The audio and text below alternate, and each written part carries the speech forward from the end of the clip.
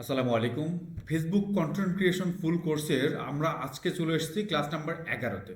তো আজকে আমাদের আলোচনার বিষয় যে কিভাবে আমরা ফেসবুকের পারফেক্ট একটা ক্যাপশন লিখবো, ঠিক আছে? এটাই মূলত আজকে আলোচনা করব। ঠিক আমাদের যে পাঁচ 9টা মডিউল ছিল, সেই 9 নম্বর মডিউলের 9তম মডিউলের আজকে আমরা চলে এসেছি মডিউল নাম্বার 5-এ, এবং যেখানে দেখানো হবে কপিরাইট ফর ফেসবুক। টোটাল মডিউলে এটাই আলোচনা করা হবে।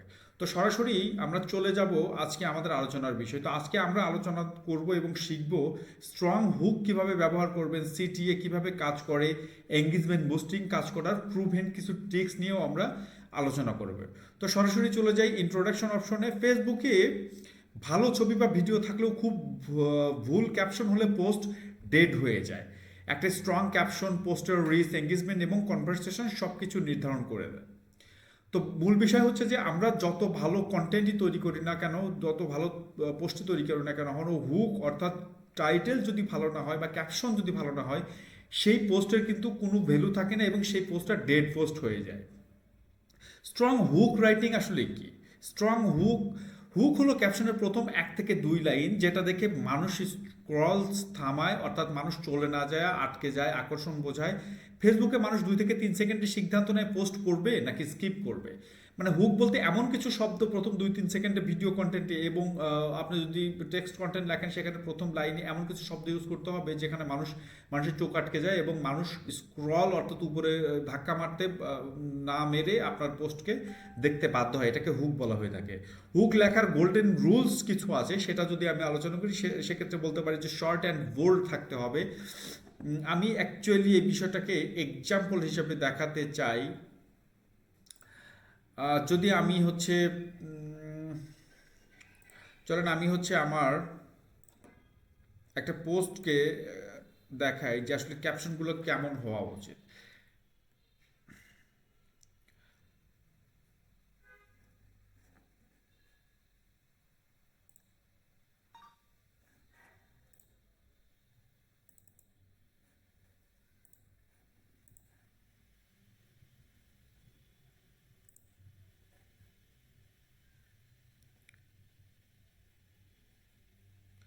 আচ্ছা, আমি হচ্ছে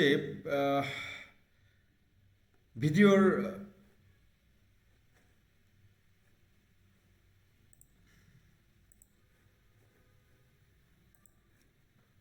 আচ্ছা দেখেন, শর্ট অ্যান্ড বোল্ড হতে হবে, মানে ক্যাপশনটা শর্ট অ্যান্ড বোল্ড হতে হবে। দেখেন ক্যাপশনটা কিন্তু শর্ট, আমার ডিসক্রিপশনটা অনেক বড় হয়েছে, কিন্তু ক্যাপশনটা দিয়েছি অনলি হচ্ছে এটুকু, ঠিক আছে? অনলি এটুকু দিয়েছি, এবং বোল্ড হতে হবে। আমরা জানি যে কীভাবে বোল্ড করতে হয়, বিতে ক্লিক করলে ইয়ে অপশনে যা বিতে ক্লিক করলে কিন্তু সেটা বোল্ড হয়। দেখেন আমি যদি এখানে টাইটেলে বলি, টাইটেলে কিন্তু আমি শর্ট কিন্তু বোল্ড করে দিয়েছি, ঠিক আছে? মানে একটু গাঢ় ডিপ যেটা, সেটাকে বোল্ড বলা হয়ে থাকে, সেটা করে দিয়েছি। তার মানে প্রথম ইয়েটা কিন্তু আমি মানে ক্লিয়ার করেছি। এরপরে কি আছে? ইমোশনাল বা কিউরিয়াস।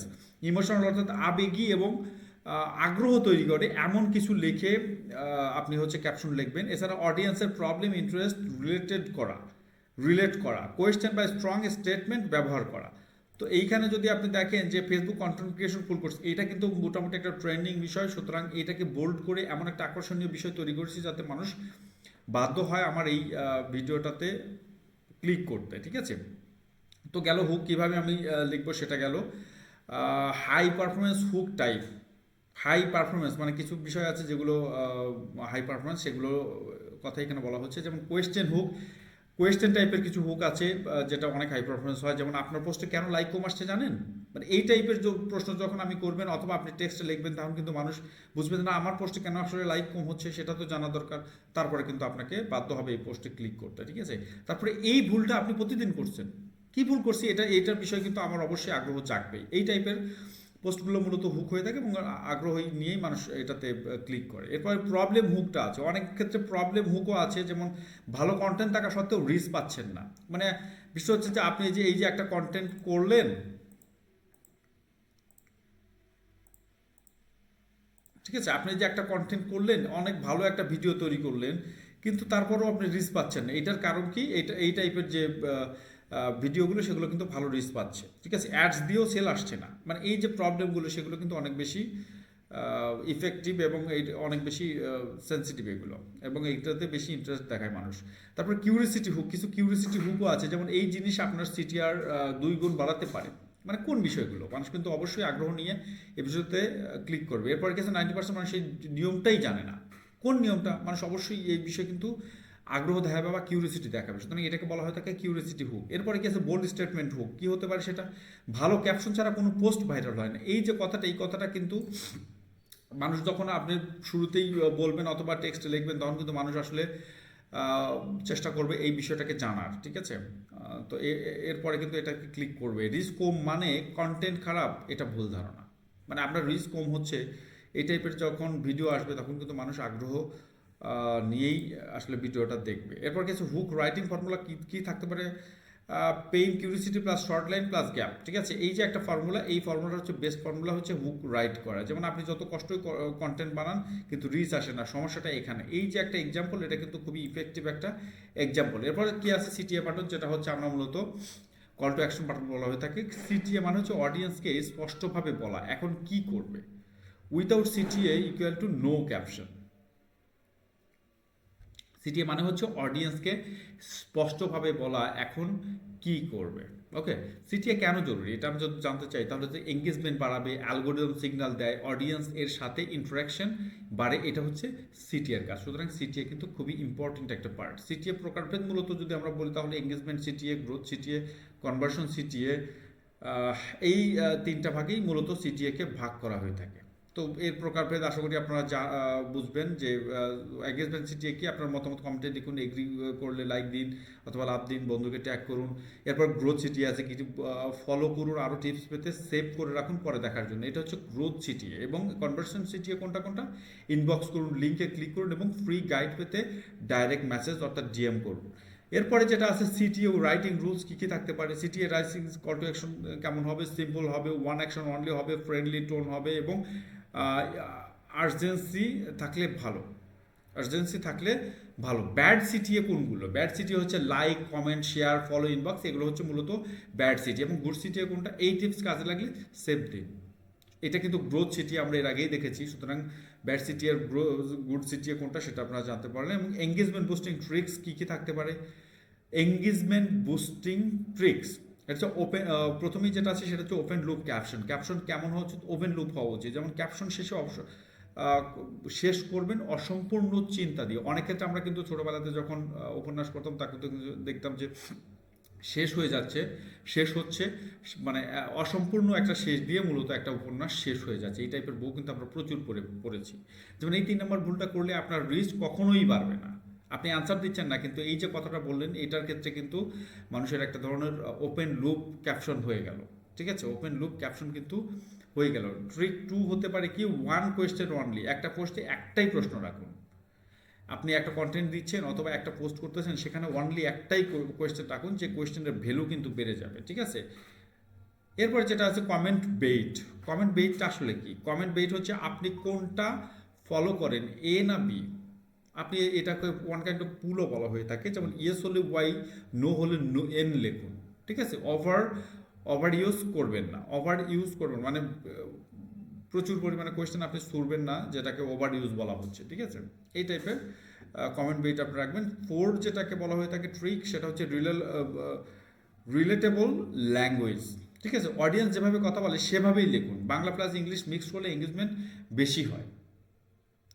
এইটা কিন্তু ক্যাপশনের অন্যতম হচ্ছে ট্রিক্স, যে আপনি যখন মানে ক্যাপশন লিখবেন অথবা আপনি যখন টাইটেল লিখবেন, সেখানে কিন্তু বাংলা মানে অডিয়েন্স যেভাবে কথা বলে সেইভাবেই কিন্তু আপনি এটাকে লিখতে পারেন। যেমন বাংলা প্লাস ইংলিশ মিক্সড করলে এঙ্গেজমেন্টটা অটোমেটিকভাবে বেড়ে যায়। এরপরে আপনি যেটা করতে পারেন যে টাইটেল করার ক্ষেত্রে, সেটা হচ্ছে ইমোজি ইউজ করতে পারেন। কি সেটা, ইমোজি ব্যবহার করবেন বিভিন্ন ধরনের, লাভ ইমোজি, আগুন ইমোজি, আমরা অনেক ক্ষেত্রে কিন্তু ইমোজি ইউজ করি। সেই ইমোজির কথাই এখানে বলা হয়ে থাকতেছে। যদি আমি হচ্ছে ইমোজির ব্যাপারে বলি,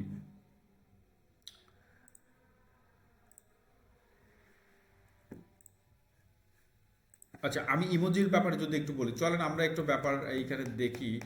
সেটা হচ্ছে ইমোজি কোনগুলো। ইমোজি মনে আমি চ্যাট জিপিটিতে আসছি, ঠিক আছে। চ্যাট জিপিটিতে আসার পরে এই যে দেখেন, এই যে বিষয়গুলো,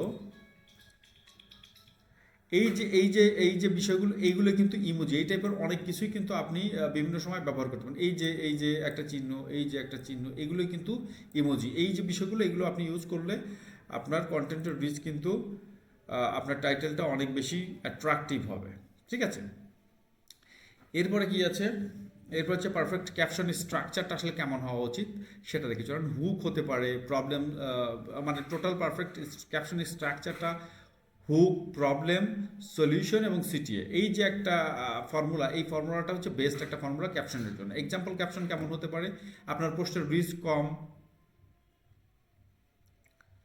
যদি ক্যাপশনে এক্সাম্পল দেওয়া হয় সেটা কেমন হবে? তো আপনার পোস্টের রিচ কম, সম্ভবত আপনার ক্যাপশন অডিয়েন্সের সাথে কথা বলছে না, এই টাইপ, এই যে একটা ক্যাপশন, এটা কিন্তু বেস্ট একটা ক্যাপশন। ঠিক আছে, এই টাইপের মানে এটা হচ্ছে একটা উদাহরণ দেওয়া হচ্ছে, এবং এই টাইপের ক্যাপশনই আপনারা আসলে দেওয়া উচিত, এবং সেখানে কিন্তু এই যে ফর্মুলাটা হুক, প্রবলেম, সলিউশন এবং সিটি, এটা কিন্তু ব্যবহার করা হয়েছে। এই যে হুক, কোনটা? আপনার পোস্টের রিচ কম, এটা কিন্তু একটা হুক। ঠিক আছে, এরপরে কি আছে? প্রবলেম, সম্ভবত আপনার অডিয়েন্সের সাথে কথা বলছে না, অডিয়েন্সের সাথে কথা বলছে না, এইটা কিন্তু একটা প্রবলেম। এবং সলিউশন কি আছে?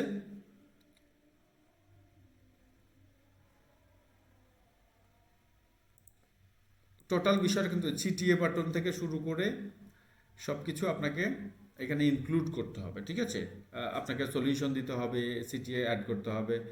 এরপর যেটা হচ্ছে ইনকেস প্র্যাকটিস, ইনকেস প্র্যাকটিস যদি আপনি করতে চান, তাহলে কিন্তু আপনি ধরতে পারেন যে একটি প্রবলেম বেসড হুক লিখুন, একটি এঙ্গেজমেন্ট সিটিএ লিখুন এবং একটি ফুল ক্যাপশন পর্যন্ত লিখুন 5 থেকে 6 লাইনের। এটা হচ্ছে একটা হচ্ছে প্র্যাকটিস করতে পারেন আপনারা, যে একটি প্রবলেম বেসড হুক লিখতে হবে আপনাকে।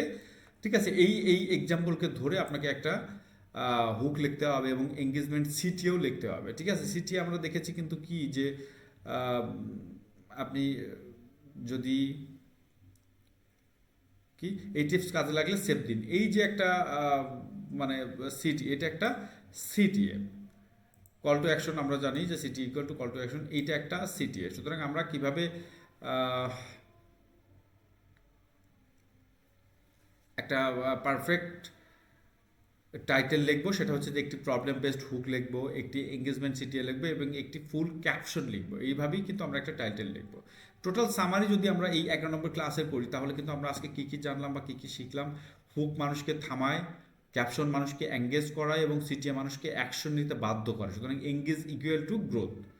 তো মূল বিষয়টা হচ্ছে যে ক্যাপশনটা একটা একটা কন্টেন্টের ক্ষেত্রে বা একটা টেক্সটের পোস্টের ক্ষেত্রে টাইটেলটা খুবই ইম্পর্টেন্ট, এবং ক্যাপশন যেটাকে বলা হয়ে থাকে এটা খুবই ইম্পর্টেন্ট। এই ক্যাপশনের উপর নির্ভর করে যে আপনার পোস্টকে পাবলিক পুরোপুরি দেখবে নাকি এটাকে স্কিপ করে চলে যাবে। সুতরাং আপনি যখন পোস্ট করবেন তখন এই যে ক্যাপশনটাকে পারফেক্টলি এবং রিসার্চ করে, এই যে ফর্মুলাটা আমি দিয়ে দিলাম, ঠিক আছে, এই ফর্মুলা মেনটেন করেই কিন্তু আপনাকে মূলত ক্যাপশন লিখতে হবে। যেমন হুক লিখতে হবে, প্রথমে হুকিং বিষয়টা লিখতে হবে, তারপর প্রবলেম দিতে হবে, সলিউশন দিতে হবে এবং সিটিএ বাটন।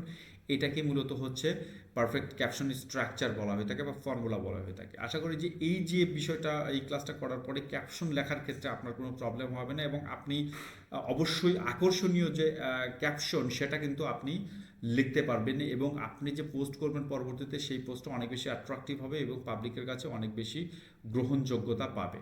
তো আশা করবো যে এই আজকের ভিডিওটা ভালো লেগেছে। ভালো লাগলে অবশ্যই বড় লাইট সলিউশন চ্যানেলটাকে সাবস্ক্রাইব করবেন এবং পরবর্তী ভিডিওর জন্য অবশ্যই অপেক্ষা করবেন বলে আশা করি। সকলের জন্য শুভকামনা, ভালো থাকবেন সবাই, আসসালামু আলাইকুম।